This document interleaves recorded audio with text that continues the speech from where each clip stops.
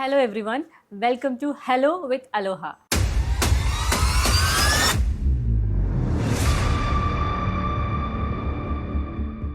അപ്പോൾ ഇന്ന് നമ്മുടെ ഫസ്റ്റ് എപ്പിസോഡാണ് ആൻഡ് ഇന്ന് നമ്മൾ ജോയിൻ ചെയ്തിരിക്കുന്ന ഗസ്റ്റ് നമ്മുടെ ഗേൾസിനൊക്കെ ഒരുപാട് ഇഷ്ടമുള്ള ഒരു ആളാണ്.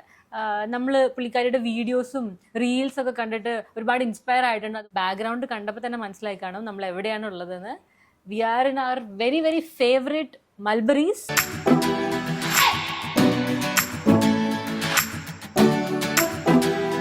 മൽബറീസിന്റെ സ്വന്തം Mrs Geethi Sobin. Thank you. അപ്പം ഒരുപാട് ലേഡീസ് എല്ലാം ഇൻസ്പയർഡ് ആയിരിക്കുന്ന ഒരു വ്യക്തിയാണ് മിസ്സിസ് ഗീതി സോബിൻ. സോ നമുക്ക് ജേർണി ഒന്ന് അറിഞ്ഞാലോ, എങ്ങനെയാണ് ഗീതി മാം ഇവിടെ വരെ എത്തിയത്, ഫ്രം ദ ബിഗിനിങ് എന്തിൽ നിന്നാണ് ഇവിടെ എത്തിയത്. ഓൾറെഡി ഒരു ഫാഷൻ ഡിസൈനർ ആയിരുന്നു. ഇങ്ങനെ പല ഡൗട്ട്സും കസ്റ്റമേഴ്സിനാണെങ്കിലും വ്യൂവേഴ്സിനാണെങ്കിലും ഒക്കെ ഉണ്ടാവും. So let's here it from her.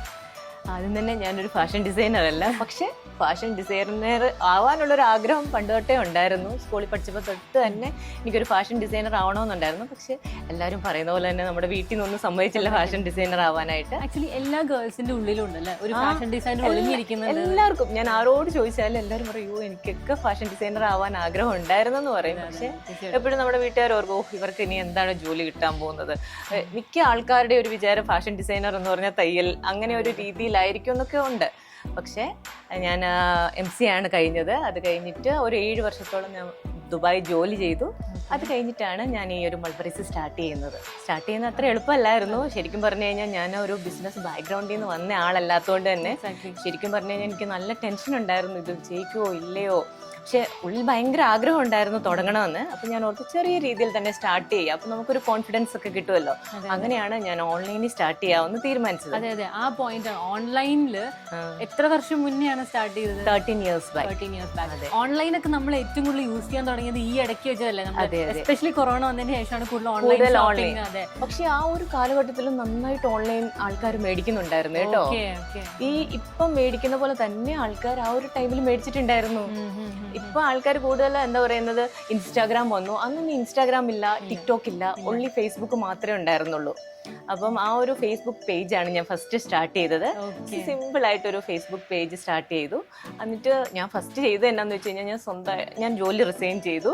അത് കഴിഞ്ഞിട്ട് ഞാനൊരു എക്സിബിഷൻ പ്ലാൻ ചെയ്തു. അപ്പോൾ എനിക്കിഷ്ടമുള്ള കുറേ ഡ്രസ്സസ് ഞാൻ പർച്ചേസ് ചെയ്തു പല സ്ഥലത്തു നിന്നായിട്ട്. ചെറിയൊരു എക്സിബിഷൻ. സത്യം പറഞ്ഞു കഴിഞ്ഞാൽ അതിൽ എനിക്ക് ആ ഒരു ടൈമിൽ അധികം ആൾക്കാരെ ഒന്നും പരിചയമില്ലായിരുന്നല്ലോ.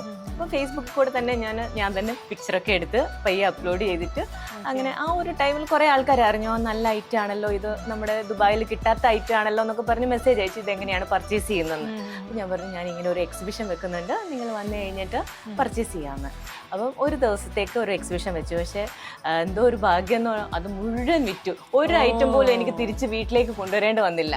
അത് തന്നെ തന്ന ഒരു കോൺഫിഡൻസ് ഭയങ്കര വലുതായിരുന്നു. നമുക്കറിയാവുന്ന നമ്മുടെ ഫ്രണ്ട്സും റിലേറ്റീവ്സും പിന്നെ അറിയാത്ത ഒത്തിരി പേരും വന്നു. അറിയാവുന്ന ആൾക്കാരെന്ന് പറഞ്ഞു കഴിഞ്ഞാൽ അതൊരു ലിമിറ്റഡ് ആയിട്ടല്ലേ അവരെപ്പോഴും മേടിക്കത്തുള്ളൂ. പക്ഷെ എല്ലാവരും വന്ന് സപ്പോർട്ട് ചെയ്തു. എന്നിട്ടാണ് ഞാൻ ശരിക്കും പറഞ്ഞ ആ ഒരു എക്സിബിഷൻ കഴിഞ്ഞിട്ടാണ് ഓൺലൈൻ സ്റ്റാർട്ട് ചെയ്യുന്നത്. ആ എക്സിബിഷൻ എവിടെ വെച്ചാന്ന് ഓർക്കുന്നുണ്ടോ?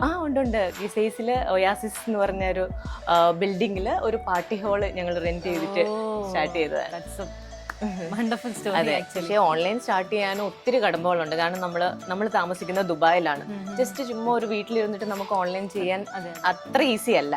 അപ്പം ഞങ്ങൾ ഫസ്റ്റ് ചെയ്തതന്നെ, എൻ്റെ ഹസ്ബൻഡ് ഇവിടെ ബോണംറോട്ട് പോകണം. അപ്പോൾ എന്നോട് പറഞ്ഞു, നമ്മൾ എന്ത് ചെയ്യുവാണേലും ഏറ്റവും കറക്റ്റായിട്ട് ലീഗലി തന്നെ ചെയ്യണമെന്ന്. അപ്പോൾ ഞാൻ ഓൺലൈനിൻ്റെ ട്രേഡിംഗ് ലൈസൻസ് ഫസ്റ്റ് തന്നെ എടുത്തു. എന്നിട്ടാണ് ഞാൻ ഓൺലൈൻ സ്റ്റാർട്ട് ചെയ്യുന്നത്.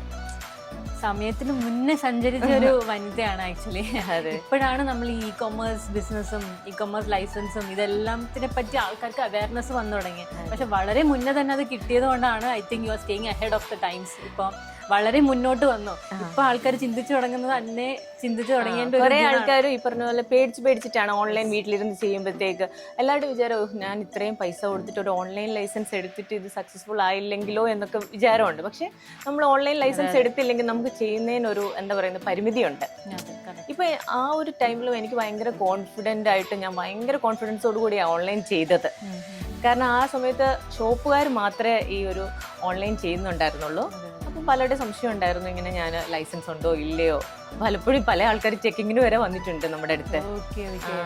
പക്ഷേ നല്ല എനിക്ക് ഫസ്റ്റ് തന്നെ ഞാൻ ലൈസൻസ് ഒക്കെ എടുത്ത് ഇപ്പോഴും ഞാൻ ചെയ്യുന്നവരോട് പറയുന്നത് പ്രോപ്പറായിട്ട് നമ്മൾ ദുബായിലാണേലും എവിടെയാണേലും ചെയ്യുവാണെങ്കിൽ അവിടുത്തെ നിയമം അനുസരിച്ചിട്ട് പ്രോപ്പറായിട്ട് ചെയ്യണം. അപ്പം എപ്പോഴാണ് ഈ ഓൺലൈനിൽ നിന്ന് മാറി ഷോപ്പിലേക്ക് ആലോചിച്ച് തുടങ്ങിയത്? ഓൾമോസ്റ്റ് ഒരു 1 ഇയറോളം ഞാൻ ഓൺലൈൻ ചെയ്തു കേട്ടോ.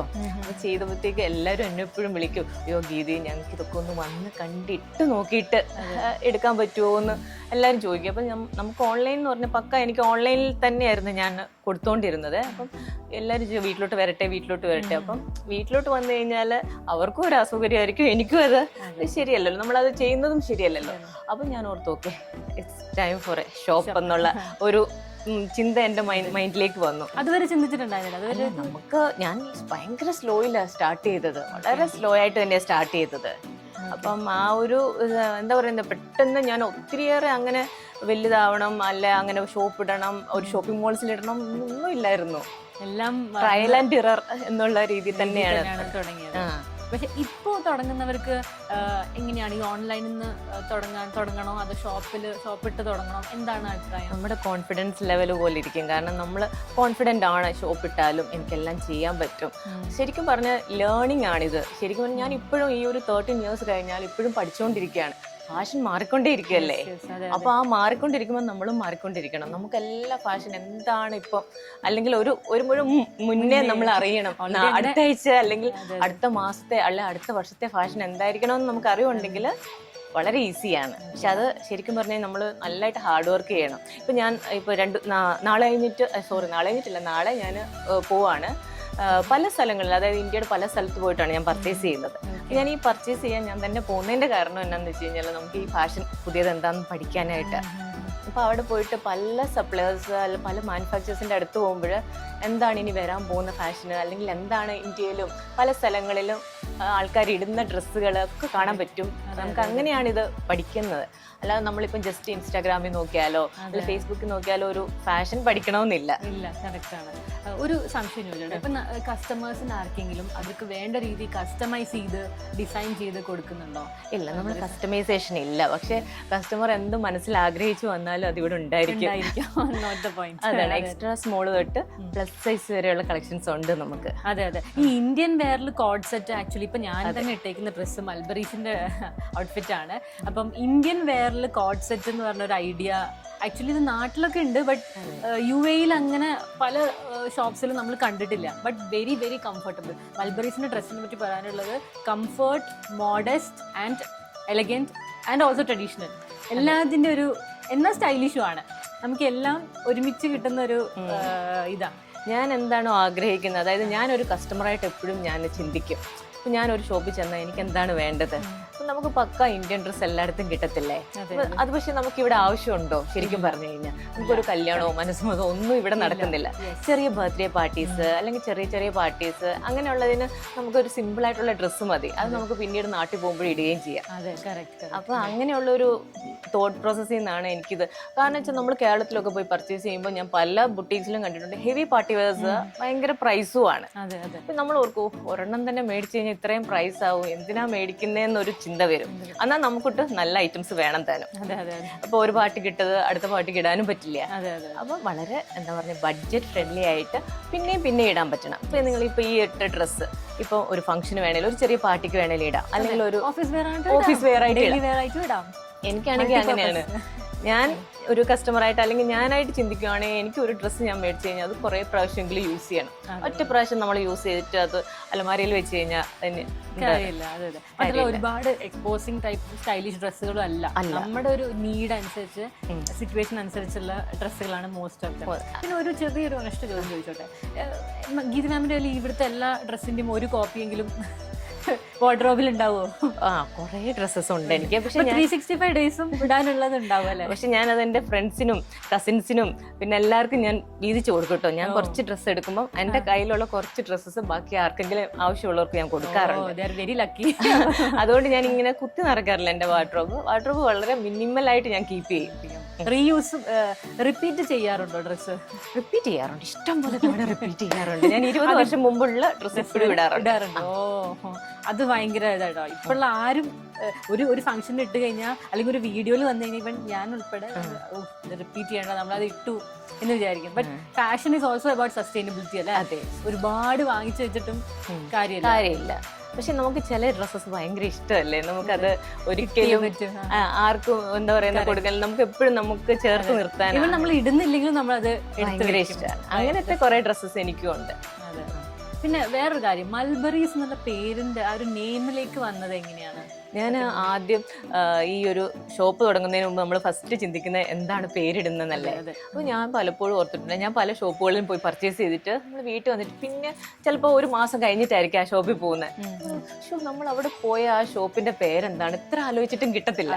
ഞാൻ ഓർക്കും എൻ്റെ കസ്റ്റമേഴ്സിന് അങ്ങനെയൊന്നും ഉണ്ടാവരുത്, അവര് എപ്പോഴും ആ ഒരു നമ്മുടെ ഷോപ്പിന്റെ പേര് മനസ്സിൽ തങ്ങി നിൽക്കണമെന്ന് എനിക്ക് ആഗ്രഹമുണ്ട്. ഫ്രൂട്ടിന്റെ പേരല്ലേ? അതെ അതെ, മൾബറീസ് എന്ന് പറയുമ്പോൾ എല്ലാവർക്കും ഓർത്തിരിക്കാന്. ഇപ്പൊ നമ്മുടെ ദുബായിൽ പല ആൾക്കാരല്ലേ, നമ്മളിപ്പോ എന്റെ കസ്റ്റമേഴ്സ് എന്ന് പറയുന്നത് ഇന്ത്യൻസ് മാത്രമല്ല, ശ്രീലങ്കൻസ് ഉണ്ട്, ബംഗാളീസ് ഉണ്ട്, പാകിസ്ഥാനീസ് ഉണ്ട്, അറബ്സ് ഉണ്ട്, ഇഷ്ടം പോലെ വരുന്നുണ്ട്. പിന്നെ നമ്മളുടെ ഇപ്പം മെഗാമോളിൽ നമുക്കൊരു ഷോപ്പ് ഉണ്ട്. അപ്പൊ അവിടെ കൂടുതലും ടൂറിസ്റ്റ് ആൾക്കാരാണ് വരുന്നത്. അവർക്കാണെങ്കിലും ചിലപ്പോൾ റഷ്യൻസ് വരും. അപ്പൊ അവർക്കൊക്കെ പ്രൊണൗൺസ് ചെയ്യാൻ ഏറ്റവും ഈസി ആയിട്ടുള്ളൊരു പേരാണ്. വെരി വെരി സിമ്പിൾ മനസ്സിൽ നിൽക്കും. ആക്ച്വലി മാമിന് തന്നെ പലരും ചിലപ്പോ മൽബറീസ് വിളിച്ചു കാണുമല്ലേ? ഇഷ്ടംപോലെ സിനിമയിലൊക്കെ അഭിനയിക്കുന്നവർ പറയുന്ന പോലെ ക്യാരക്ടറിനെ വെച്ച് വിളിക്കുന്ന പോലെ മൽബറീസ്. ഇവിടെ എന്നെയും അലോഹ എന്ന് വിളിക്കാറുണ്ട് കേട്ടോ. ചിത്ര എന്ന് വിളിക്കുന്നതിന് പകരം അലോഹ എന്ന് വിളിക്കാറുണ്ട്. അപ്പൊ നമ്മുടെ പേര് അങ്ങനെ രജിസ്റ്റർ ആവുന്നത് സത്യം പറഞ്ഞാൽ നമുക്ക് വളരെ നല്ലൊരു കാര്യമാണ്. പിന്നെ ഇപ്പം എത്ര ഷോപ്സ് ഉണ്ട് UAE-ല്? കറന്റ്ലി 3 ഷോപ്പാണ്. 4ാമത്തെ ഷോപ്പ് ഉടനെ ഞങ്ങൾ സ്റ്റാർട്ട് ചെയ്യുന്നതായിരിക്കും ദുബായ് തന്നെ. ഗ്രേറ്റ്. അത് ഷോപ്പിംഗ് മോളിൽ തന്നെ. ഏത് മോളാണെന്ന് ഡിസ്ക്ലോസ് ചെയ്യാറായോ? ഇല്ല, ഡിസ്ക്ലോസ് ചെയ്യാറായിട്ടില്ല. ഡിസ്ക്ലോസ് ചെയ്യുമ്പോൾ നിങ്ങളോട് തന്നെ ആദ്യം പറയാം. അപ്പം അബുദാബിയിലെ ഷോപ്പ് ഇപ്പോൾ വളരെ സക്സസ്ഫുൾ ആയിട്ട് പോയിക്കൊണ്ടിരിക്കുകയാണ്. അബുദാബിയിൽ ഒരു ജീവൻ കൊടുത്ത പോലെയാണ് ഇവിടുത്തെ ഒരു ഷോപ്പ്. ഇങ്ങനത്തെ ഒരു ഇത്രയും നീഡ്സ് നമ്മുടെ ഫുൾഫിൽ ചെയ്യുന്ന ഒരു ഷോപ്പ് സത്യം പറഞ്ഞാൽ വേറെ ഇല്ല. വേറെ ഏതൊക്കെ ഷോപ്പ് ഉണ്ടെങ്കിലും നമുക്ക് എന്ത് വന്നാലും കിട്ടുന്നത് ഏറ്റവും ടെൻഷൻ അടിച്ചിട്ട് ഏറ്റവും എന്താ പറയുന്നത് വിഷമത്തോട് തുടങ്ങിയ ഒരു ഷോപ്പാണ് അബുദാബിയിൽ. കാരണം എന്താ പറയുക, കൊറോണ കാലത്താണ് ഇത് തുടങ്ങിയത്. അപ്പൊ അന്ന് നിങ്ങൾക്ക് ഓർമ്മയുണ്ടെന്ന് അറിയില്ല, നമ്മുടെ കൊറോണയില് കാലത്ത് അബുദാബിയിലേക്ക് വരണമെങ്കിൽ കൊറോണ ടെസ്റ്റ് വേണം എവറി 3 days. അതുകൂടാതെ നമ്മുടെ ഷോപ്പിംഗ് മോൾസിൽ ആര് വന്നാലും അവർക്കും എല്ലാം കൊറോണ ടെസ്റ്റ് വേണം. അപ്പൊ അങ്ങനെ ഒരു സിറ്റുവേഷനിൽ ആരും പുറത്തിറങ്ങുന്നില്ല, ആരും തന്നെ ഷോപ്പിംഗ് മോൾസിൽ വരുന്നും ഇല്ലാത്ത ഒരു അവസരത്തിലാണ് ഞാൻ ഈ ഷോപ്പ് എടുക്കുന്നത്. അപ്പൊ എല്ലാരും പറഞ്ഞു, അയ്യോ എന്തൊരു മണ്ടൻ ഡിസിഷൻ ആണ് നിങ്ങൾ ചെയ്യുന്നത്, എല്ലാരും ഷോപ്പൊക്കെ ഉപേക്ഷിച്ചിട്ട് പോകുന്ന സമയത്ത് നിങ്ങൾ ഷോപ്പ് എടുക്കുക. ഇവൻ എന്റെ പേരൻസ് തന്നെ പറഞ്ഞു, എല്ലാം മണ്ടത്തരം കാണിച്ചോ, പൈസയൊക്കെ നഷ്ടപ്പെടുത്തിക്കോ, എന്നിട്ട് കരഞ്ഞോണ്ട് ഞങ്ങളുടെ അടുത്ത് വരണല്ലോ എന്ന് പറഞ്ഞു. അപ്പൊ എനിക്ക് ചെറിയൊരു ടെൻഷൻ ഉണ്ടായിരുന്നു. പക്ഷെ എന്നാലും ഞാൻ ഭയങ്കര ഹസ്ബൻഡൊക്കെ ഭയങ്കര കോൺഫിഡൻസ് തന്നു, ഈ ധൈര്യമായിട്ട് എടുത്തോടി, നിന്നെ കൊണ്ട് ചെയ്യാൻ പറ്റൂന്ന് പറഞ്ഞു. അപ്പൊ ഞാൻ പറഞ്ഞു എന്നാ പിന്നെ നമുക്കൊരു കൈ നോക്കാന്ന് പറഞ്ഞിട്ടാണ് എടുത്തത് കേട്ടോ. പക്ഷെ ആ ഒരു കൊറോണയുടെ ടൈമിലാണ് ഇതിന്റെ ഉദ്ഘാടനമൊക്കെ വന്നത്. അന്ന് ഇവിടുത്തെ ജനത്തിരക്ക് കാണുമായിരുന്നു. എല്ലാവരും മാസ്ക് ഒക്കെ വെച്ചിട്ട് വന്നു. എല്ലാവരും എന്താ പറയുക വാക്സിൻ എടുത്ത് ടെസ്റ്റ് ചെയ്തിട്ട് അത്രയധികം ജനക്കൂട്ടം ഈ ഒരു ഉദ്ഘാടനത്തിന് വന്നു. അത് തന്നെ എനിക്ക് ഭയങ്കര സന്തോഷം. ഇവൻ നമ്മുടെ മാനേജ്മെന്റ് തന്നെ അത്ഭുതപ്പെട്ടു പോയി, ഇത്രയും ആൾക്കാർ ഈ ഒരു ടൈമിൽ വന്നല്ലോ എന്ന്. കാരണം പക്ഷെ അത് ആ ഒരു ടൈം വരെ ഞാൻ അനുഭവിച്ച ടെൻഷന് ഭയങ്കരമായിരുന്നു. കാരണം എല്ലാവരും ചുറ്റും കൂടി എല്ലാരും നിരുത്സാഹപ്പെടുത്തുക, ആരും എടുക്കത്തില്ല, എല്ലാരും ഷോപ്പൊക്കെ നിർത്തി പോകുന്ന ഒരു ടൈമാണ്. അതെ, ഈ ഓൺട്രപ്രണർഷിപ്പ് എന്ന് പറഞ്ഞാൽ കാണുന്ന പോലെ അത്ര ഈസി അല്ല. ഒരുപാട് ഫാക്ടേഴ്സ് അതിന്റെ പുറകെ, especially when you are a lone sole owner ആണല്ലേ. പാർട്ട്നേഴ്സ് ഇല്ല, ഇൻവെസ്റ്റേഴ്സ് ഇല്ല. പിന്നെ ഞാനൊരു എന്താ പറയുന്ന ലോൺ പോലും എടുക്കാതെയാണ് തുടങ്ങിയിട്ടുള്ളത് ഇത്രയും till this time. അപ്പൊ ഒറ്റയ്ക്ക് വഴി വെട്ടി വന്നതെന്ന് പറഞ്ഞ ഞാൻ ഇടയ്ക്കിടയ്ക്ക് വീട്ടിൽ ചുമ്മാ തമാശക്കാണല്ലോ ഡയലോഗ് പറഞ്ഞ് നടക്കും. ഇപ്പൊ ആക്ച്വലി ഭയങ്കര പോപ്പുലർ ആണ് ആ ഒരു ടാഗ്, ഒറ്റയ്ക്ക് വഴി വെട്ടി. ഒരാൾ ഒറ്റയ്ക്ക് ജയിച്ച അപ്പൊ പറയും ഒറ്റയ്ക്ക് വഴി വെട്ടി വന്നത്. പക്ഷെ ആക്ച്വലി ഞാൻ പറയുകയാണെങ്കിൽ എപ്പോഴെങ്കിലും നമ്മുടെ ലൈഫിൽ ആരെങ്കിലും നമ്മളൊന്ന് സഹായിച്ചു കാണും എവിടെയെങ്കിലും ഒരു പോയിന്റ്. ഒരാളല്ല, ഒത്തിരി ആൾക്കാർ സഹായിച്ചു കേട്ടോ. നമ്മുടെ ഫ്രണ്ട്സ് ആയിട്ടും ഫാമിലി, കസിൻസ്, എനിക്കാണെങ്കിൽ നമുക്ക് അറിയാൻ മേലാത്ത കസ്റ്റമേഴ്സ് ആയിട്ട് വന്നിട്ട് സത്യം പറഞ്ഞ അന്നും ഇന്നും ഒരേപോലെ എന്നെ സപ്പോർട്ട് ചെയ്യുന്ന നമ്മുടെ കസ്റ്റമേഴ്സ്. കാരണം അവർക്ക് എന്നെ ഒരു പരിചയവും ഇല്ല, അവരുടെ ആരും അല്ല ഞാൻ. പക്ഷെ അവര് സപ്പോർട്ട് ചെയ്യുന്ന കണ്ടു കഴിഞ്ഞാൽ ഓർക്കും അവരുടെ എന്തോ ഒത്തിരി കാലത്തെ സുഹൃത്താണ്, അല്ലെങ്കിൽ അവരുടെ വീട്ടിലെ ഓരോ അംഗം ഉള്ള പോലെ അതുപോലെയാണ് അവരെന്നെ സപ്പോർട്ട് ചെയ്യുന്നത്. ഒരു നല്ല റിവ്യൂ വേറൊരാളോട് പറഞ്ഞാൽ തന്നെ അതൊരു ഭയങ്കര ഹെൽപ്പ് അല്ലേ സത്യം പറഞ്ഞാൽ. ചില കസ്റ്റമേഴ്സ് അവരുടെ ഫ്രണ്ട്സിനെ ഫാമിലിയും ഒക്കെ കൂട്ടിക്കൊണ്ട് വരാറുണ്ട്. അപ്പം തന്നെ എനിക്ക് അത്ഭുതം തോന്നാറുണ്ട് കേട്ടോ. അപ്പൊ സത്യം പറഞ്ഞാൽ ലൈഫിൽ ഏതെങ്കിലും പോയിന്റ് നമ്മളെ ആരെങ്കിലും ഒക്കെ ഹെൽപ്പ് ചെയ്തിട്ടുണ്ടാവും സത്യം പറഞ്ഞാൽ. അന്ന് തൊട്ട് ഇന്ന് വരെ എല്ലാവരും ഹെൽപ്പ് ചെയ്യുന്നുണ്ട്. അതെ അതെ, അതുകൊണ്ട് തന്നെയാണല്ലോ ബിസിനസ്. അതൊരു ദൈവാനുഗ്രഹമാണ് കേട്ടോ. നമ്മൾക്ക് അത്രയും നമ്മുടെ ചുറ്റുമുള്ളവരെ ഹെൽപ്പ് ചെയ്യാൻ കൂടെയുള്ളതെന്ന് പറഞ്ഞാൽ ഒരു ഭയങ്കര ദൈവാനുഗ്രഹമാണ്. സോ അത് എപ്പോഴും ഉണ്ടാവട്ടെ. Thank you. പിന്നെ ഇപ്പൊ 3 ഔട്ട്ലെറ്റ് മാനേജ് ചെയ്യുന്നുണ്ടല്ലോ, അപ്പൊ എങ്ങനെയാണ് ഈ ഷെഡ്യൂളൊക്കെ മാനേജ് ചെയ്യുന്നത്? പിന്നെ ഫാമിലി ഇതെല്ലാം ഒരുമിച്ച് മാനേജ് ചെയ്യാൻ നമുക്ക് ടൈം മാനേജ്മെന്റ്. നമ്മൾ ശരിക്കും പറഞ്ഞാൽ ബിസിനസ്സിൽ കുറെ പേര് എന്നോട് ചോദിക്കാറുണ്ട് എങ്ങനെയാണ് ബിസിനസ് ചെയ്യേണ്ടത്. ഫസ്റ്റ് നമ്മൾ ടൈം മാനേജ് ചെയ്യാൻ പഠിക്കണം. ടൈം നമ്മൾ ഫാമിലിക്കായിട്ടുള്ള ഒരു ടൈം, നമുക്ക് സെൽഫായിട്ടൊരു ടൈം വേണം, ബിസിനസ്സിനായിട്ടുള്ള ഒരു ടൈം വേണം. ഇത് 3 ഈക്വലായിട്ട് നമ്മൾ എങ്ങനെയൊക്കെ എപ്പോഴൊക്കെ ചെയ്യണമെന്ന് പഠിച്ചു കഴിഞ്ഞാൽ തന്നെ നമ്മൾ സക്സസ്ഫുൾ. തുടക്കത്തിൽ പഠിക്കാൻ പറ്റുമോ? നമ്മൾ തുടക്കത്തിൽ തന്നെ അത് ചെയ്തു വരണം. അതിനുള്ള ഗൈഡൻസ് ആരെങ്കിലും? അത് നമ്മൾ തന്നെ സ്വന്തമായിട്ട് അനുഭവിച്ച് നമ്മൾ ആ വഴി കൂടെ അന്ന് തന്നെ പഠിക്കണം. കാരണം വെച്ചാൽ നമ്മളത് പറഞ്ഞു കൊടുത്ത്, കാരണം എൻ്റെ ഫാമിലി പോലെ ആയിരിക്കില്ല വേറൊരാളുടെ ഫാമിലി, അല്ലെങ്കിൽ വേറൊരാളുടെ പോലെ അല്ല. ഇപ്പം എനിക്ക് 2 മക്കളായിരിക്കും, ചിലർക്ക് ചിലപ്പം അങ്ങനെ. ഇപ്പൊ എന്റെ മക്കൾ എന്ന് പറഞ്ഞു കഴിഞ്ഞാൽ കുറച്ചും കൂടെ അഡ്ജസ്റ്റ്, ആദ്യം തൊട്ടേ അവരിത് കണ്ടിട്ടാണ് എന്റെ ഒരു ബിസി ഷെഡ്യൂൾ, ഞാൻ ലേറ്റ് ആയിട്ട് വരും. അപ്പം അങ്ങനെയാണ്. പിന്നെ ഹസ്ബൻഡ് ഗവൺമെന്റ് ജോബാണ്, പുള്ളി ഒരു 3:30 ഒക്കെ ആകുമ്പോൾ വീട്ടിൽ വരും. അപ്പൊ എനിക്ക് ആ ഒരു സപ്പോർട്ട് ഉണ്ട്. കുട്ടികളുടെ പഠിത്ത കാര്യമൊക്കെ പുള്ളി ശ്രദ്ധിക്കും. അപ്പൊ അതുപോലെ ആയിരിക്കില്ല വേറൊരു ഫാമിലിയില്. അപ്പൊ അതുപോലെ അവർ അഡ്ജസ്റ്റ് ചെയ്തിട്ട് അതിലേക്ക് കൊണ്ടുവരണം. അതെ, മെയിൻലി ഒരു റിസ്ക് എടുക്കുന്ന ഒരു പാർട്ട്ണറിനെ സപ്പോർട്ട് ചെയ്യാൻ മറ്റൊരു പാർട്ട്ണർ തന്നെ വേണം. അതെ അതെ, ഒരു ഫാമിലി ആയിട്ട് ജീവിക്കുമ്പോൾ സത്യം നല്ല ഒരു ഈക്വലായിട്ട് ആ ഒരു ത്രാസ് ഒരേപോലെ നിൽക്കണം എപ്പോഴും നമുക്ക്. അല്ലെങ്കിൽ ഒരെണ്ണം താന്നു ഒരെണ്ണം മുകളിൽ നിന്ന് കഴിഞ്ഞാൽ അവിടെ ഒരു ക്ലാഷ് ഉണ്ടാവും. അതെ അതെ. പിന്നെ മൽബറീസ്, വേറൊരു കാര്യം കേട്ടു, മൽബറീസ് ബ്രാൻഡഡ് ആവാൻ പോവാണ്. യെസ്, ഞങ്ങൾ റീബ്രാൻഡ് ചെയ്യുവാണ്. പിന്നെ ഞാൻ പറഞ്ഞല്ലോ, ഇപ്പൊ ഞങ്ങളുടെ 4th ഷോപ്പ് വരുന്നത് ആദ്യമായിട്ടാണ് കേട്ടോ, ഫസ്റ്റ് ടൈമാണ് ഞാൻ പറയുന്നത്, റിവീൽ ആവാൻ പോകുന്നത്. ഞങ്ങളുടെ ഫ്ലാഗ്ഷിപ്പ് സ്റ്റോർ ആണ് അത് വരാൻ പോകുന്നത്.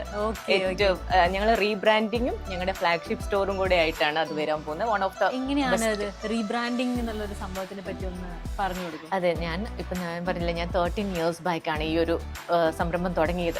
13 years കഴിഞ്ഞപ്പോൾ ഒത്തിരി കാര്യങ്ങൾ മാറിയിട്ടുണ്ട്. അപ്പോൾ ഞാൻ ഓർത്ത് കുറച്ചൊക്കെ ചേഞ്ചസ് വരുത്തണം. നമ്മളുടെ പേരും കളറും ഇങ്ങനെ തന്നെ നിർത്തിയിട്ട് കുറച്ചൊക്കെ നമ്മുടെ ടാഗ് ലൈന്, പിന്നെ നമ്മളുടെ ലോഗോസ് ഒക്കെ ഒരു ചേഞ്ച്, ഒരു പുതിയതായിട്ട്. ഇപ്പോൾ ഇൻ കേസ് ഇനിയിപ്പോൾ നമ്മൾ നെക്സ്റ്റ് ഒരു കൺട്രിയിൽ അത് സ്റ്റാർട്ട് ചെയ്യുവാണെങ്കിൽ UAE അല്ലാതെ അപ്പോൾ ഒരു നല്ലൊരു ഇൻ്റർനാഷണൽ ബ്രാൻഡായിട്ട് തന്നെ അത് ഇരിക്കാൻ പ്രസന്റ് ചെയ്യാനായിട്ട്. അത് ഞാൻ ശരിക്കും പറഞ്ഞ ഒരു 6 months-ഓളം അതിന്റെ പുറകിലായിരുന്നു. ആ ഒരു റീബ്രാൻഡിങ്ങിനായിട്ട് ഞാൻ അത്രയും ചിന്തിച്ച് എടുത്ത ഒരു തീരുമാനമാണ് ഒരു റീബ്രാൻഡിങ്. കാരണം പിന്നെ അതിലൊരു കാര്യമുണ്ട്, നമ്മൾ ഈ മൾബറീസിനെ കോപ്പി ചെയ്തിട്ട് UAE തന്നെ ഒത്തിരിയേറെ ഷോപ്പുകൾ സ്റ്റാർട്ട് ചെയ്തു. അതാണ് ശരിക്കും ഫസ്റ്റ് തിങ് എന്നെ റീബ്രാൻഡ് ചെയ്യാൻ പ്രേരിപ്പിച്ച ഒരു ഘടകം. അപ്പം പല ആൾക്കാർക്കും തെറ്റിദ്ധരിക്കും, അയ്യോ ഇതാണോ മൾബറീസിന്റെ ബ്രാഞ്ചാണോ, അങ്ങനെയുള്ള രീതിയിലൊരു സംശയം ഉണ്ടാവുമല്ലോ. നമ്മൾ എക്സാക്ട്ലി നമ്മുടെ ഷോപ്പ്, ശരിക്കും പറഞ്ഞു കഴിഞ്ഞാൽ നമ്മുടെ ഈ ഷോപ്പൊക്കെ ഉണ്ടല്ലോ ഡിസൈൻ ചെയ്തത് ഞാൻ തന്നെയാണ്. അങ്ങനെയല്ല, സത്യം പറഞ്ഞാൽ ആ ഒരു ടൈമില് ഞാൻ ഓർത്തു നമ്മളുടേതായിട്ടുള്ള, നമ്മളൊക്കെ വീട് സ്വന്തമായിട്ടല്ലേ ഇന്റീരിയർ ചെയ്യുന്നത്, അതുപോലെ എന്തുകൊണ്ട് ഫീനിക്സ് പക്ഷിയാണോ ഉദ്ദേശിച്ചത്? അതെ അതെ അതെ, ചിറകുകൾ ഉയരുന്ന ഫീനിക്സ്. അതെ അതെ അതെ, ആ ഒരു ചിറകൊക്കെ. ആക്ച്വലി ഇത് ചെയ്തത് നമ്മുടെ ഡാവിഞ്ചി സുരേഷ് ആണ്, വളരെ ഫേമസ് ആയിട്ടുള്ള. അതെ, പുള്ളി കൈകൊണ്ട് ചെയ്ത റൈറ്റാണ്. ഞങ്ങളുടെ എല്ലാ ഷോപ്സിലും പുള്ളി ചെയ്തു വെച്ചതാണ്. പുള്ളി എൻ്റെ വളരെ നല്ലൊരു സുഹൃത്താണ്. അപ്പോൾ ഒരിക്കൽ ഈ പറഞ്ഞ പോലെ കൊറോണ കാലത്ത് പുള്ളി ഇവിടെ ദുബായിൽ വന്നിട്ട് പുള്ളിക്ക് ആ ഒരു വർക്കുകളൊന്നും നടന്നില്ല. അപ്പോൾ ഒറ്റയ്ക്ക് ഹോട്ടലിൽ ഇരിക്കുമായിരുന്നേ. അപ്പം ഞാനിങ്ങനെ ആ സമയത്താണ് പരിചയപ്പെട്ടത്. അപ്പോൾ എന്നോട് പറഞ്ഞു ഞാൻ വർക്കൊന്നും ഇല്ലാതിരിക്കുക, അപ്പം ഞങ്ങളുടെ പുതിയ ഷോപ്പ് തുടങ്ങുകയാണ്, ഒരു കാര്യം ചെയ്യും, എനിക്കിത് ചെയ്തു തരാമെന്ന് ചോദിച്ചു. എനിക്ക് സന്തോഷമേ ഉള്ളൂ, കാരണം ഞാനല്ലേ ബോറടിച്ചിരിക്കുകയാണ്. എന്നിട്ട് ഞങ്ങൾ രണ്ടുപേരും കൂടെ പോയി, ശരിക്കും പറഞ്ഞാൽ എനിക്കും അറിയില്ല പുള്ളിക്കും അറിയില്ല ഇതിൻ്റെ ഐറ്റംസ് ഒക്കെ എവിടെയാണ് കിട്ടുക എന്ന്. പല സ്ഥലങ്ങളിൽ ഇൻഡസ്ട്രിയൽ ഏരിയയിലോ, ശരിക്കും പറഞ്ഞാൽ ഇതൊക്കെ ഉണ്ടെങ്കിൽ നമ്മുടെ AC-ക്ക് വെക്കുന്ന ആ ഒരു സാധനമൊക്കെ പുള്ളി പറഞ്ഞിട്ട് അങ്ങനെയുള്ള കടയിൽ പോയി. മൽബറീസിന്റെ ഈ ലോഗോയുടെ പിന്നിലുള്ള ഒരു വലിയ കഥ, ഓരോ ഐറ്റത്തിലും കഥകളുണ്ട്. എന്നിട്ട് പുള്ളി ഇത് തന്നെ കൈയും കൊണ്ട് ഉണ്ടാക്കി പെയിന്റ് ഒക്കെ ചെയ്ത് ഞങ്ങൾ ഓരോ കടയിൽ പോയി പെയിന്റ് ഒക്കെ മേടിച്ചിട്ട് പുള്ളി ചെയ്തു. ഈ ഒരു കളർ സെലക്ഷൻ വളരെ നല്ലതാട്ടോ. പലരുടെയും ഫോട്ടോസിൽ കണ്ടിട്ടുണ്ട് ഈ ഒരു ബാക്ക്ഗ്രൗണ്ട് എല്ലാവർക്കും ഭയങ്കര ഇഷ്ടമാണ്. ഇതിന്റെ നടുക്ക് വന്ന് നിൽക്കുമ്പോൾ അവർ തന്നെ ഒരു ഫീനിക്സ് പക്ഷിയായ ഒരു ഫീലിംഗ് ആണ് എല്ലാവർക്കും ഭയങ്കര ഇഷ്ടമാണ്. ഇപ്പൊ വെറുതെ പോകുന്ന ഒരു ടൂറിസ്റ്റ് പോലും വന്നിട്ട് ഫോട്ടോ എടുത്ത് പോകാറുണ്ട്. അതെ, അപ്പൊ എല്ലാം വളരെ വിഷണറി ആയിട്ട് സെറ്റ് ചെയ്ത പോലെ ഉണ്ട്. ഈവൻ ഇപ്പൊ നമ്മള് ഇവിടെ ഒരു ഷോയ്ക്ക് വന്നപ്പോഴാണെങ്കിലും ഇവിടെ പോഡിയം ഒക്കെ ഓൾറെഡി സെറ്റ് ആണ്. ഞാൻ പറയുന്നുണ്ടായിരുന്നു എന്നിട്ട് അശ്വതിന്റെ അടുത്താണെങ്കിലും ഓൾറെഡി അത് ഉണ്ടാവും എന്ന് പ്രതീക്ഷിച്ച് നമ്മളൊരു വീട് നമ്മൾ ഇന്റീരിയർ ചെയ്യുമ്പോൾ നമ്മൾ പല കാര്യങ്ങളും ചിന്തിക്കില്ലേ. സത്യം പറഞ്ഞാൽ എനിക്കൊരു എൻ്റെ വീട് പോലെ തന്നെയാണ് മൾബറീസ്, എൻ്റെ കുടുംബം പോലെ തന്നെയാണ്. അപ്പം ഞാൻ ഇതിനകത്ത് ഓരോ സ്ഥലവും എനിക്കിങ്ങനെ അത്ര ഓരോന്നും നമ്മൾ പോയി മേടിച്ചതും ഓരോന്നും ഡിസൈൻ ചെയ്തപ്പോഴും പിന്നെ ഉണ്ടല്ലോ ഇത് നമ്മൾ ഷോപ്പിംഗ് മോൾസിലൊക്കെ ഒരു കാര്യം എന്ന് പറഞ്ഞു കഴിഞ്ഞാൽ നമ്മൾ ഈ വർക്ക് നടക്കുന്ന രാത്രിയിലാണ്, പകലൊരിക്കലും വർക്ക്. രാത്രിയിൽ നമ്മൾ ഈ പണിക്കാരുടെ കൂടെ ഇരുന്നിട്ട് രാത്രി ഫുൾ ഇവരുടെ കൂടെ ഇരിക്കണം. അപ്പൊ അങ്ങനെ ഇവരുടെ കൂടെ ഇരുന്ന് ഞാനും കൂടെ നിന്നിട്ടാണ് പണി ചെയ്യുന്നത് ഇതെല്ലാം. അപ്പൊ അതിലെല്ലാം എൻ്റെ ഓരോ ശരിക്കും അത്രയും കഷ്ടപ്പാടും ഉണ്ട്. ആ പൊടിക്കകത്തൊക്കെ നിന്നിട്ട് നമ്മൾ ഇവൻ ഈ ഇതിന്റെ മുകളിൽ അടിച്ചേക്കുന്നൊക്കെ നോക്കി ആ ഒരു കൊറോണയുടെ ടൈമിൽ എനിക്ക് പണിക്കാരെ ഒന്നും കിട്ടിയില്ല, ആകെ ഒരാളാ വന്നത്. അപ്പൊ ഞാനും ഇവിടെ ആ സമയത്ത് ഫ്ലോർ മാനേജർ റെനീഷേട്ടനായിരുന്നു, ഞാനും റെനീഷേട്ടനും ആ പുള്ളിയും കൂടെ നിന്നിട്ടാണ് ഞങ്ങൾ ഏണിയൊക്കെ വെച്ചിട്ട് ഇതൊക്കെ ചെയ്തത്. ഓ എന്തൊക്കെയല്ലേ ബിഹൈൻഡ് ദ സീൻ നടക്കുന്നത്, എല്ലാം പ്രസന്റ് ചെയ്യുന്ന വെരി ബ്യൂട്ടിഫുൾ വേ. നമുക്ക് ഈസിയാണ് ഒരാൾക്ക് നമ്മൾക്ക് കൊടുത്തിട്ട് പെട്ടെന്ന് ഇതൊക്കെ ചെയ്യാൻ, പക്ഷെ നമുക്ക് ആ ഒരു അറ്റാച്ച്മെന്റോ അതാണ്. എനിക്ക് ഈ ഒരു മൾബറീസിലെ ഓരോ ഐറ്റംസും ഞാൻ പോയി പർച്ചേസ് ചെയ്ത ഐറ്റംസ് ആണ് എല്ലാം. ഈവൻ ആ ഒരു ബൾബുകളും അതിൻ്റെ ഇടയിൽ നിൽക്കുന്ന ബൾബുകളും എല്ലാം നമ്മൾ പോയിട്ട് ഞാൻ പേഴ്സണലി പർച്ചേസ് ചെയ്ത് കൊണ്ടുവന്നിട്ട് ഫിറ്റ് ചെയ്തതാണ്, ഞാൻ തന്നെ ഫിറ്റ് ചെയ്തതാണ്. അഭിമാനത്തോടെ പറയാം ഇതിന്റെ ഓരോ കോണിലും എന്റെ കയ്യൊപ്പുണ്ടെന്ന് പറയാൻ പറ്റും. That's very very inspiring story.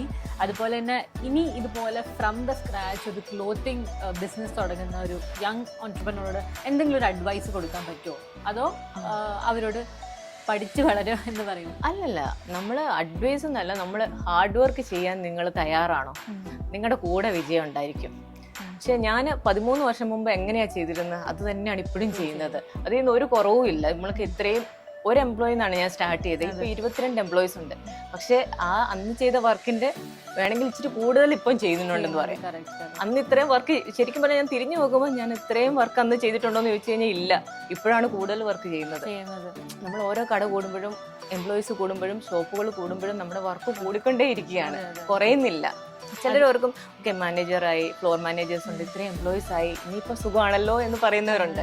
ഇനി കുഴപ്പമില്ലല്ലോ, ഗീതിക്കൊരു വെക്കേഷൻ എടുക്കാമല്ലോ. ശരിക്കും പറഞ്ഞാൽ 13 വർഷത്തിൽ ഞാൻ ആദ്യമായിട്ടാണ് ഈ ഒരു 10 days ഞാൻ വെക്കേഷൻ എടുക്കുന്നത് തന്നെ. ഇത്രയും വർഷം കഴിഞ്ഞിട്ട് ഓൺട്രപ്രനേഴ്സിന് വെക്കേഷൻ ഇല്ല.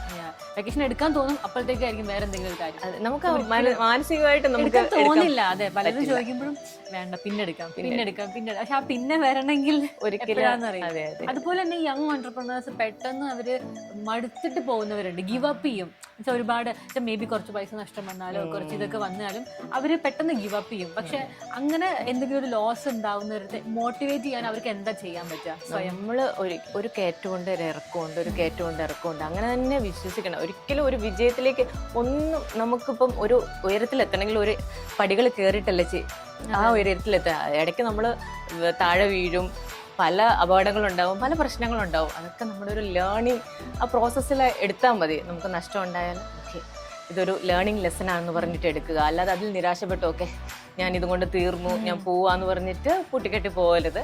അതൊരു ലേണിംഗ് ലെസൺ ആയിട്ട് എടുത്തിട്ട് വീണ്ടും തുടങ്ങുക. അതാണ് ഒരു ഇമ്പോർട്ടന്റ് കാര്യം. അതെ, സസ്റ്റെയിൻ ചെയ്യാന്ന് പറഞ്ഞു കഴിഞ്ഞാൽ അതിൽ ഹാർഡ് വർക്കും ഉണ്ട്. നമ്മൾ നിരാശപ്പെട്ട് പുറകോട്ട് പോകരുത്. She is a biggest example for that. എന്ത് വന്നാലും നമ്മൾ മുന്നോട്ട് അതെ എത്ര വന്നാലും. അതെ. പിന്നെ മാമിന്റെ വീഡിയോസിലൊക്കെ കണ്ടിട്ടുണ്ട് മിസ് രഞ്ജിമാരായിട്ടുള്ള കണക്ഷൻ. അപ്പൊ പുള്ളിക്കാരിയായിട്ട് എങ്ങനെയാണ്? എന്റെ ബെസ്റ്റ് ഫ്രണ്ട് ആണ്. ശരിക്കും പറഞ്ഞാൽ ഈ പറഞ്ഞ പോലെ നമ്മുടെ ഡ്രസ്സ് മേടിക്കാൻ വന്ന കണക്ഷൻ ആണ്. അതാ ഞാൻ പറഞ്ഞ എന്റെ ശരിക്കും പറഞ്ഞാൽ ഇപ്പൊ ഫ്രണ്ട് സർക്കിൾ നോക്കിക്കഴിഞ്ഞാൽ നമ്മുടെ കസ്റ്റമേഴ്സ് ആണ് എന്റെ ഏറ്റവും അടുത്ത സുഹൃത്തുക്കൾ എന്ന് പറയുന്നത്. ഷോപ്പ് ഓപ്പണിങ്ങിനൊക്കെ അതെ. അപ്പൊ ഇനിയും നമ്മുടെ പുതിയ ഷോപ്പ് ഓപ്പണിങ്ങിന് ഒരു ഗസ്റ്റ് ഒക്കെ ഉണ്ടാവും, ഇഷ്ടംപോലെ ഗസ്റ്റുകളൊക്കെ ഉണ്ടാവും. നമ്മളെ റീബ്രാൻഡിങ് നല്ല വലിയ രീതിയിൽ തന്നെ നടത്താനാണ് ഞാൻ ഉദ്ദേശിച്ചിട്ടുള്ളത്. ഒരു വലിയ ഇവന്റ് തന്നെയാണ്, പ്രോഗ്രാം തന്നെ ആയിരിക്കും വരാൻ പോകുന്നത്. മൾബറീസിന്റെ റീബ്രാൻഡിങ് ആൻഡ് റീ ഓപ്പണിങ്. ഞങ്ങളുടെ ഫസ്റ്റ് ഞാൻ ആദ്യം ഒരു 500 square feet ദുബായിൽ സ്റ്റാർട്ട് ചെയ്തത് കേട്ടോ. വളരെ ചെറിയ ഷോപ്പ് തന്നെയായിരുന്നു. പക്ഷെ എനിക്ക് ഷോപ്പിംഗ് മോളിൽ തന്നെ തുടങ്ങണമെന്ന് ഭയങ്കര എന്താ പറയുക നിർബന്ധം ഉണ്ടായിരുന്നു. ഒന്ന് ലേഡീസിനായിട്ടുള്ള ഒരു സംരംഭമാണ് ഞാൻ തുടങ്ങുന്നത്. പിന്നെ ഞാൻ ഒറ്റയ്ക്കുമാണ്. അപ്പം നമുക്ക് ഭയങ്കര സുരക്ഷിതമായിട്ട് നല്ല രീതിയിൽ ചെയ്യാൻ പറ്റുന്ന ഒരു സ്ഥലമായിരിക്കണം. അപ്പോൾ അങ്ങനെയാണ് ഞങ്ങൾ ഈ ഷോപ്പിംഗ് മോൾ സെലക്ട് ചെയ്യുന്നത്. അപ്പം ആ സമയത്ത് നമ്മളൊരു ചെറിയ ഒരു സ്പേസ് ആണ്. പിന്നെ അതിൽ നിന്നൊരു വലിയ ഒരു 1600 സ്ക്വയർ ഫീറ്റിലോട്ട് ഞങ്ങൾ പോയത് കൊറോണയുടെ കാലഘട്ടത്തിലാണ്. ആ കൊറോണയുടെ കാലഘട്ടത്തിൽ തന്നെയാണ് ഞങ്ങൾ മെഗാ മോളിൽ സ്റ്റാർട്ട് ചെയ്തത്, ഈ മസിയാദ് മോളിൽ സ്റ്റാർട്ട് ചെയ്തത്. കൊറോണ ചിലർക്കൊക്കെ ഭാഗ്യമായിട്ടുണ്ടെന്ന് പറയുന്നതല്ലേ. കൊറോണ നന്നായത് ലാബ്സിനും ഒത്തിരി ഷോപ്പുകാർ ആ ഒരു ടൈമിൽ ക്ലോസ് ഡൗൺ ചെയ്തിട്ടുണ്ട്. പക്ഷെ അതാണ് ഓൺലൈനിന്റെ ഗുണം. ഓൺലൈനും ചെയ്യുന്നോണ്ടായിരുന്നു എനിക്ക് ആ സമയത്ത്. അതെ, അത് മാനേജ് ചെയ്യാൻ പറ്റി. രണ്ടും ഉള്ളത് കൊണ്ട് ഏത് സിറ്റുവേഷൻ ആണെങ്കിലും നമുക്ക് മാനേജ് ചെയ്യാൻ പറ്റും. അതുകൊണ്ട് തന്നെ ഇപ്പൊ 4ാമത്തെ ഷോപ്പ് തുറക്കുമ്പോൾ അതെനിക്ക് കുറച്ച് എല്ലാവരെയും വിളിച്ചിട്ട് ആ ഒരു ടൈമിൽ ഭയങ്കര ടെൻഷനോട് കൂടി ഓരോ ഷോപ്പും നമ്മൾ സ്റ്റാർട്ട് ചെയ്യുന്നുണ്ട്. ദൈവമേ ഒത്തിരി ആൾ കൂടിയ പ്രശ്നം ഉണ്ടാവോ, മറ്റുള്ളവർക്കും ബുദ്ധിമുട്ടാവരുത്, അങ്ങനെയുള്ള രീതിയിലായിരുന്നു നമ്മുടെ എല്ലാ ഷോപ്പിന്റെ ഓപ്പണിങ്. ഓക്കെ, എന്തായാലും എല്ലാം വളരെ നല്ല വിജയങ്ങളായല്ലോ. So can be like super proud of it അല്ലേ. അപ്പം താങ്ക് യു സോ മച്ച്. ഇത്രയും ടൈം നമ്മൾ സംസാരിച്ചു, ഒരുപാട് കാര്യങ്ങൾ സംസാരിച്ചു. എന്തെങ്കിലും ഒരു മെസ്സേജ് പറയാനുണ്ടോ കസ്റ്റമേഴ്സിന്റെ അടുത്തോ, അല്ലെങ്കിൽ മേ ബി യങ് ഓൺടർപ്രനേഴ്സിന്റെ അടുത്ത് എന്തെങ്കിലും ഒരു മെസ്സേജ്? കസ്റ്റമേഴ്സിന്റെ അടുത്ത് എനിക്ക് നന്ദി മാത്രമേ പറയാനുള്ളൂ. കാരണം അവര് നമ്മളെ സപ്പോർട്ട് ചെയ്തില്ലായിരുന്നെങ്കിൽ ഞാൻ ഒരിക്കലും ഇങ്ങനെ ഒരു പൊസിഷനിൽ വരത്തില്ലായിരുന്നു. കാരണം അവര് ഒരിക്കലും എന്താ പറയുന്നത് ഒന്നും നോക്കാതെയാണ്, ഞാൻ ആരാണോ എന്താണോ ഒന്നുമല്ല, ടോട്ടലി സ്ട്രേഞ്ചർ ആയിട്ടുള്ള ഒരാളാണ് ഞാൻ. പക്ഷെ എന്നെ അവർ സപ്പോർട്ട് ചെയ്ത് ഭയങ്കര ഒത്തിരി ഇപ്പോഴും സപ്പോർട്ട് ചെയ്യുന്നത് അത്രയും സ്നേഹത്തോടു കൂടി. ചേച്ചി എന്ന് പറഞ്ഞിട്ട് വന്ന് എല്ലാവരും എപ്പോഴും വരികയും ഇവൻ പർച്ചേസ് ചെയ്യാനില്ലേ പോലും അവർ വന്ന് കാണുകയും വർത്താനം പറയുകയും ഒക്കെ ചെയ്യും. അതെ, അതൊരു വളരെ നല്ല ക്വാളിറ്റി കേട്ടോ.